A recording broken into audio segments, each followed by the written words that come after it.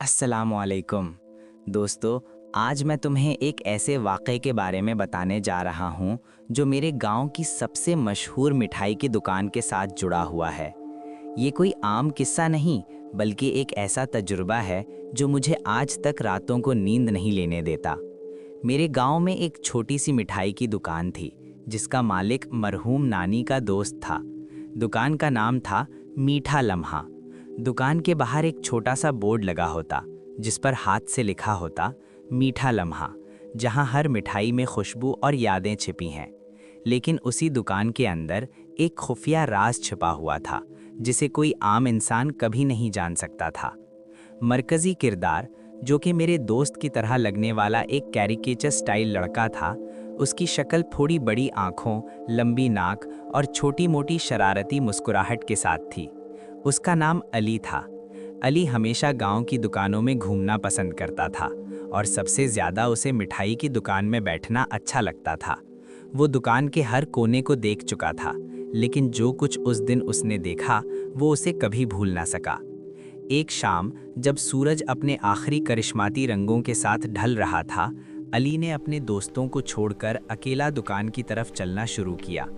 दुकान के अंदर की हवा कुछ अजीब सी थी, जैसे कोई चीज़ उसके इंतज़ार में हो। मिठाइयों की खुशबू आम से ज़्यादा शदीद और कुछ हद तक सनकी हुई लग रही थी। अली ने दुकान के अंदर कदम रखा और उसे लगा कि कहीं से एक सुरगुशी सुनाई दे रही है। अली, अली। आवाज़ बहुत धीमी थी, लेकिन वाज़ह थी। अली ने चारों तरफ देखा, लेकिन दुकान खाली थी। सिर्फ मिठाइयों की कतारें और चमकदार टाफियों के डिब्बे नज़र आ रहे थे। उसने सोचा शायद ये उसका तख़य्युल है, लेकिन जब वो दुकान के पिछले हिस्से की तरफ गया तो वहाँ एक पुरानी लकड़ी की अलमारी खुलने की आवाज़ आई। अलमारी के दरवाजे आहिस्ता से खुले और अंदर से धुआं सा निकलने लगा। अली की आंखें खौफ से खुल गईं, लेकिन उसका तजस्सुस उसे रोक ना सका। उसने अलमारी के अंदर झांका और जो मंजर उसने देखा वो उसके दिल को दबोच कर रख दिया। अलमारी के अंदर छोटे छोटे पुराने कपड़े में लिपटी हुई मिठाइयाँ पड़ी थीं, लेकिन इन मिठाइयों के ऊपर एक सुर्ख रोशनी चमक रही थी, जैसे वो मिठाइयाँ खुद जिंदा हों और किसी को पकड़ने के लिए तैयार हों। अली ने एक कदम और बढ़ाया तो अचानक मिठाइयों से एक सुरगुशी फिर सुनाई दी, तुम भी अब यहाँ रहोगे।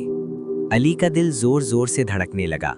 वो पलटा और दुकान के दरवाजे की तरफ भागा, लेकिन जैसे ही उसने दरवाजे को धक्का दिया, दरवाज़ा खुद ब खुद बंद हो गया।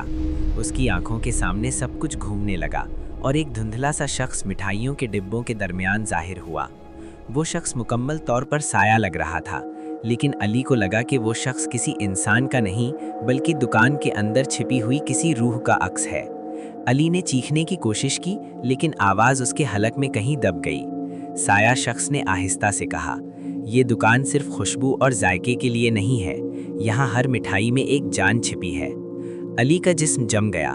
वो समझ गया कि ये दुकान आम दुकान नहीं, बल्कि एक जादुई खौफनाक जगह है, जहाँ हर मिठाई में किसी की रूह फंस जाती है।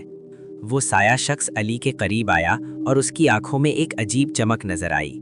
अली ने पलटकर भागने की कोशिश की, लेकिन जैसे ही उसने कदम बाहर रखा, दुकान के दरवाजे खुद ब खुद उसे अंदर खींच लिया।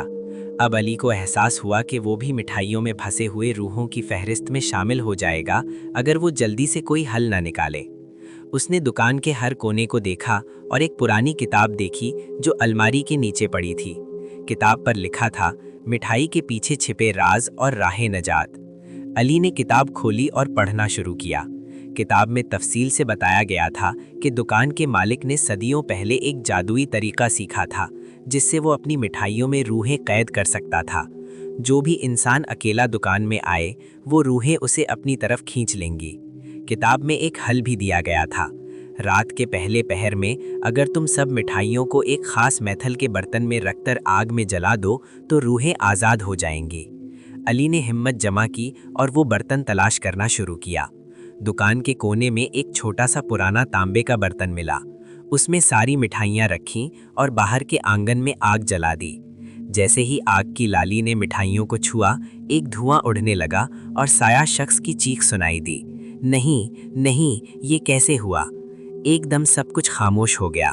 दुकान के अंदर रोशनी वापस आ गई और अली ने महसूस किया कि अब वो आज़ाद है। دکان کے دروازے خود بخود کھل گئے۔